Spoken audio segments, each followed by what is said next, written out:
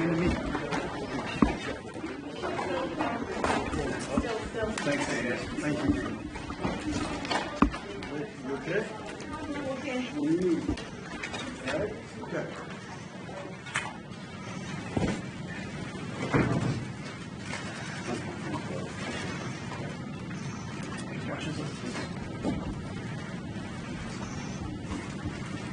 Thank you very much. It's an honor to have King Abdullah with us. He's been a friend of mine for a long time, actually, long before even my first term.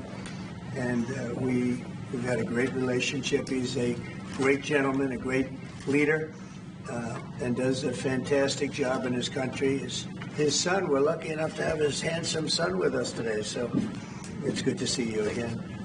We've had some quick discussions just now, and we're going to have some longer discussions after this. And the relationship with Jordan has been very strong, has been with me, and it really has been with the country. But I think I've been closer than other presidents to Jordan and what Jordan represents. And it's an honor to have you and your son with us today. And if you'd like to say a few words, and thank you very much. Mr. President, thank you very much for having us in so short after your inauguration. I think just as a testament to what you said is a special relationship between our two countries and the personal relationship of friendship and trust between the two of us. Mr. President, I truly believe that with all the challenges that we have in the Middle East, that I finally see somebody that can take us across the finish line to bring stability, peace, and prosperity to all of us in the region. And it is, I think, our collective responsibility in the Middle East to continue to work with you, to support you, to achieve those lofty goals. So I'm very delighted to be here. And as you said, sir, we've got some very interesting discussions ahead. Very good. Very good. Thank you very much. Mr. President, many people in the region, especially Jordan, are worried about the annexation of the West Bank. Will you give His Majesty the full guarantee that you won't allow Israel to annex the West Bank? And how are you going to I think that's going to work out very well. That's not really what we're talking about today. I think that's something that's going to work out automatically, and it's in good shape. And we discuss it. Other people have discussed it with us and with me. That's going to work out. West Bank is going to work out very well. Mr. President, why should the king take in the Palestinian people? He's made clear he doesn't want to. Well, I don't know, but he may have just something to say because we discussed just briefly. I think maybe you want to say it now, or? Well, Mr. President, I think we have to keep in mind that there is a plan from Egypt and the Arab countries. We're being invited by Mohammed bin Salman to discussions in Riyadh. I think the point is how do we make this work in a way that is good for everybody? Right. Obviously, we have to look at the best interests of the United States, of the people in the region, especially to my people of Jordan. And we're going to have some interesting discussions today. I think one of the things that we can do right away is take 2,000 children that are either cancer children or in a very ill state to Jordan as quickly as possible, and then wait for, I think, the Egyptians to present their plan on how we can work with the president to work on Gaza challenges. So you Excuse me, wait, just please. I didn't know that, what you just said, 2,000 children with cancer or other problems. And that's really a beautiful gesture. That's really good, and we appreciate it. And we'll be working on the rest with Egypt. I think you're going to see some great progress. I think with Jordan, you're going to see some great progress. 3 of us, and we'll have some others helping, and we're going to have some others at a very high level helping, and the whole thing will come. It's not a complex thing to do. And with the United States being in control of that piece of land, a fairly large piece of land, you're going to have stability in the Middle East for the first time. And the Palestinians, or the people that live now in Gaza, will be living beautifully in another location. They're going to be living safely. They're not going to be killed, murdered, and having to leave every 10 years, because I've been watching this for so many years. It's nothing but trouble. Everyone's being killed. They're being robbed. It's like living in hell.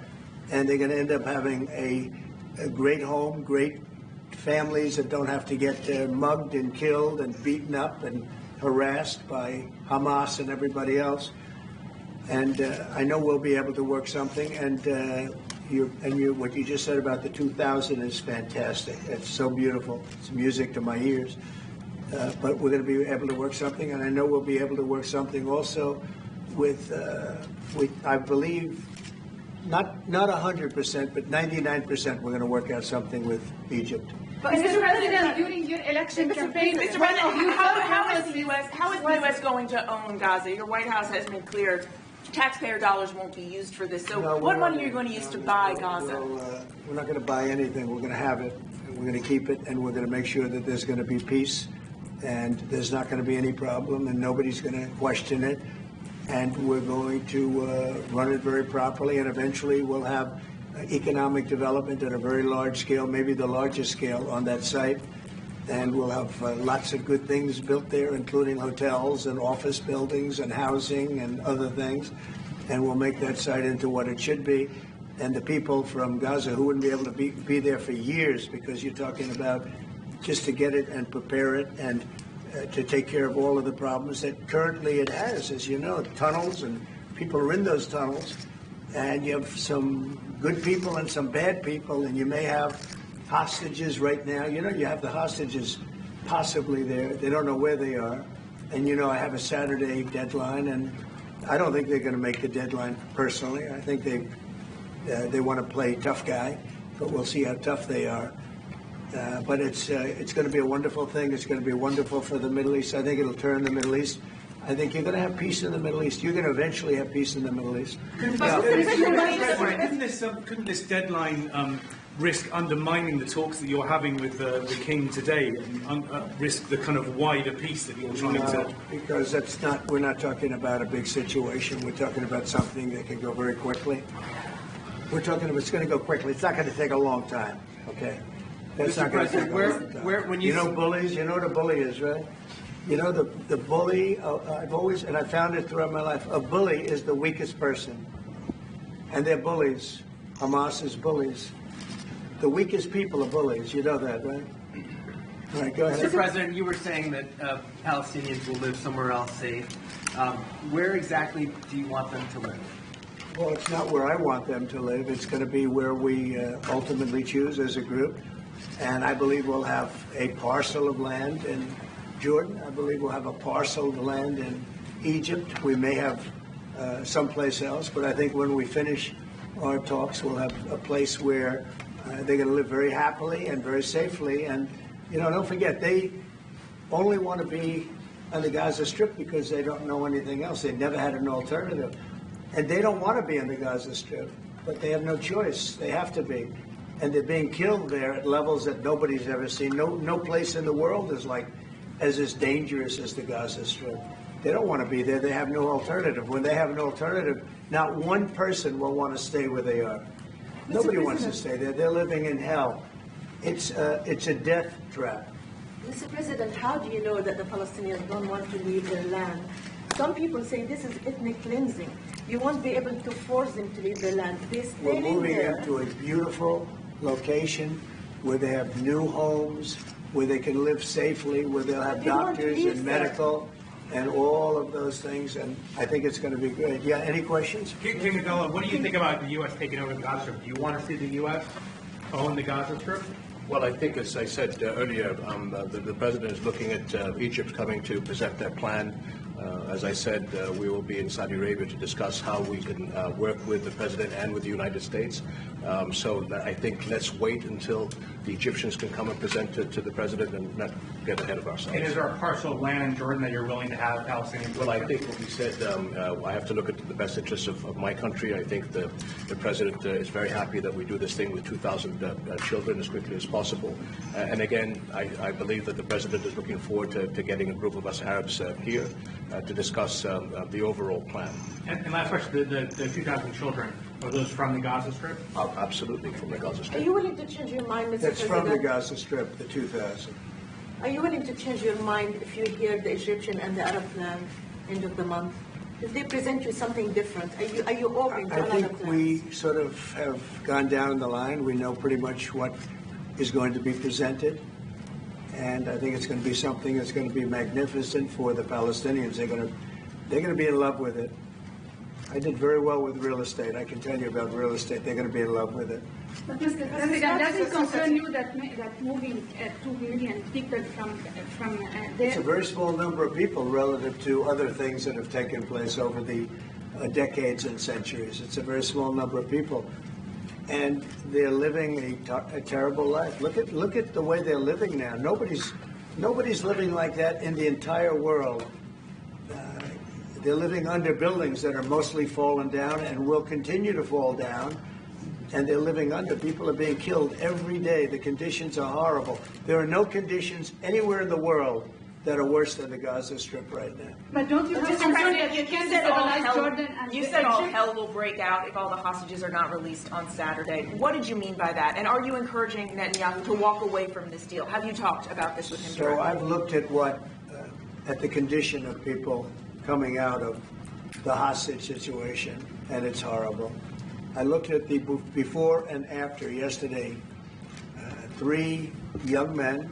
One is dead now, as you know. The older gentleman who died, which everybody said he was alive and well, he's dead. But the 3 young men, and I looked at them from a short while ago, and I looked at them now. They're emaciated. They look like Holocaust survivors. They looked.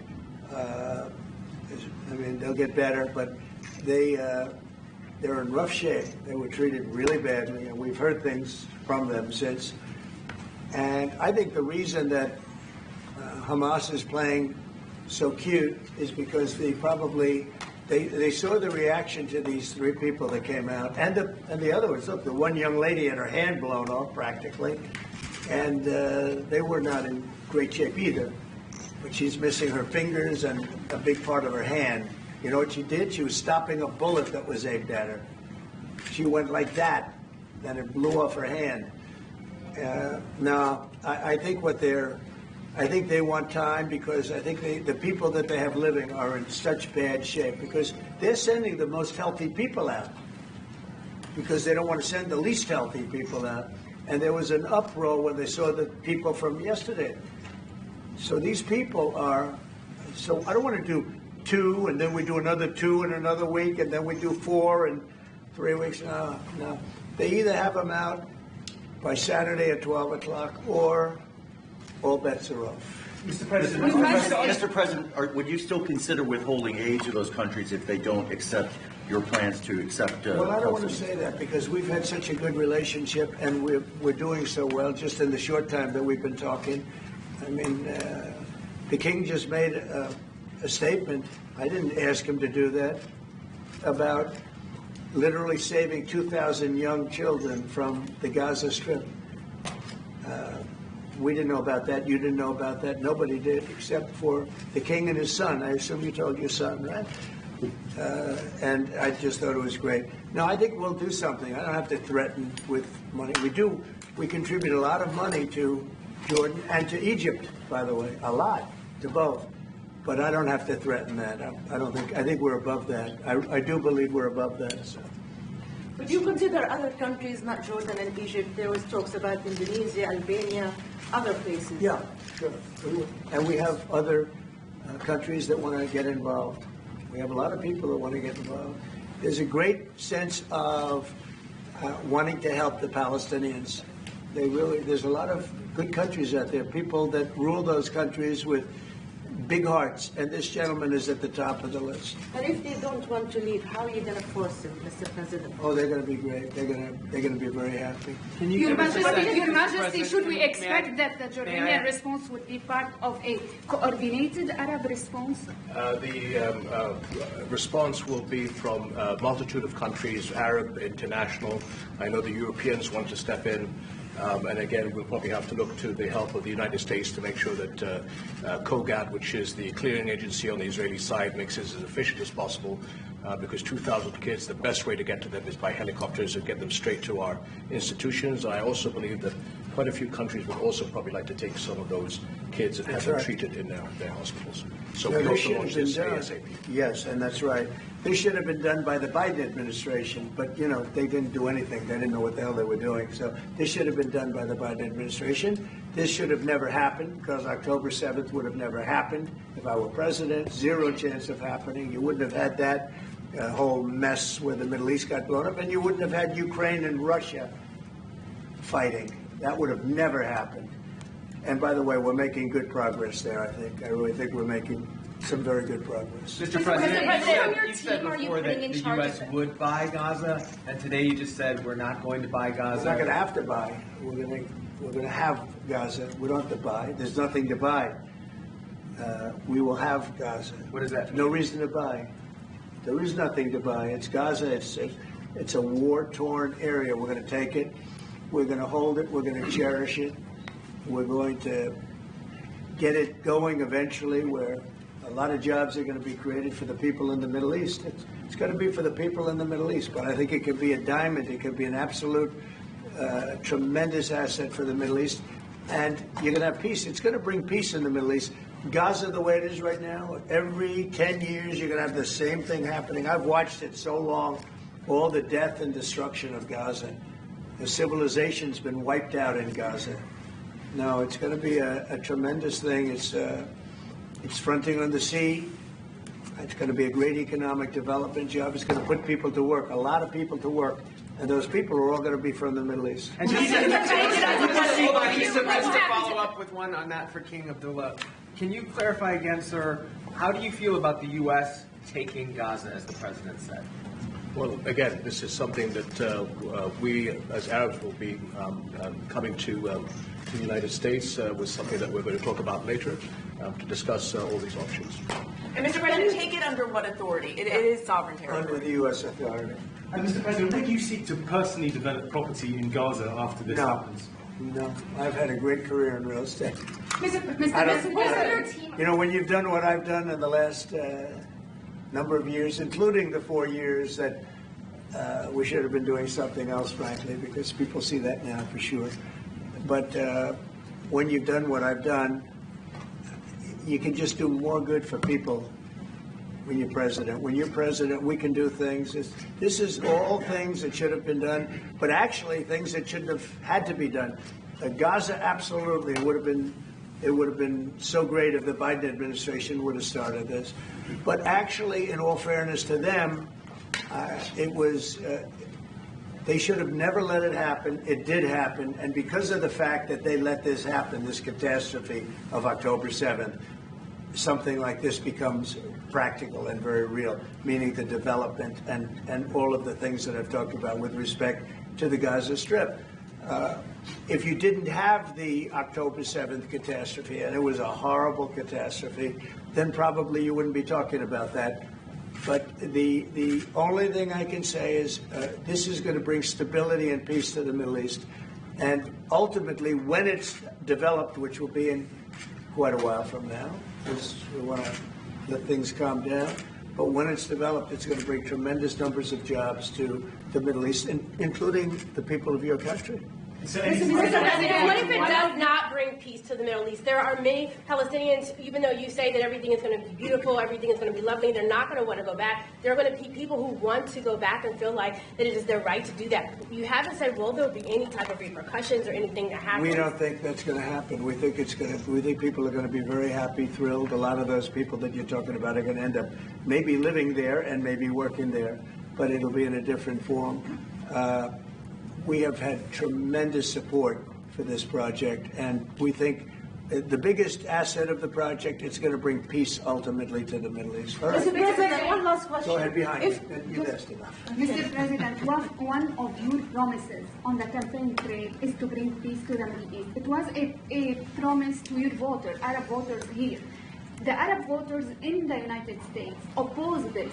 What do you say to them? Well, you know, if you look at Michigan, where we have a large Arab population, as you know, I was just telling the King that we won. As you know, I won the Arab population. Now, when I started off, I wasn't leading, and when I finished, a few months later, we started campaigning in Michigan. And when I finished, we won it by a tremendous amount, by 30 points. So my relationship with the Arab population has been fantastic, and my relationship with the Middle East is very good with all the countries, just about all the countries. Let's see, I would say all the countries. And they all want to do something, and they want to see peace in the Middle East. All the stories you hear about the Middle East not really wanting peace, that they want war, they want this, they want to go a certain place. Let me tell you, those stories are false. They want to have peace. I know them all very well. They want to have peace. They want to have a good life like other people. And this will be a big factor in bringing peace to the Middle East. Thank you very much, everybody. All right, guys. Thank you, guys. Let's go, Let's go. Come on, guys. Quickly, please. Thank you. Guys, let's go. Come on, quickly. We're moving out this way. Thank you, guys. Thanks, guys. Come on, guys. Out this way. Quickly, please. Right here.